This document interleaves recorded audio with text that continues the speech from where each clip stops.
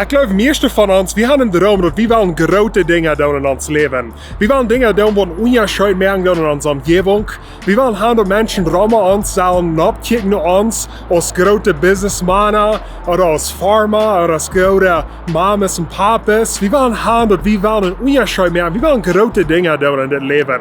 Nu, Jesus sagt uns in Markus Kapitel 9, Vers 35 steht. Er sagt, wer grazie sein will, muss sich selbst aus den geringsten stellen und allemans deiner sein. Nu, hiermee, wir als Menschen, wir haben einen Raum gedreht. Wir glauben, dass wenn wir groß angesehen sein, weil wir haben Menschen anstellen sollen.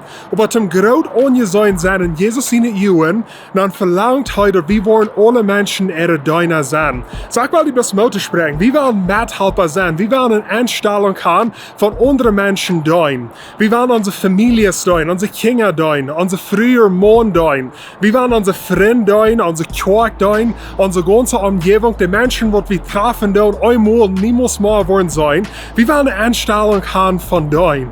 Wenn wir wollen groß angesehen sein und Jesus in den Jungen, dann müssen wir eine Einstellung haben von dein.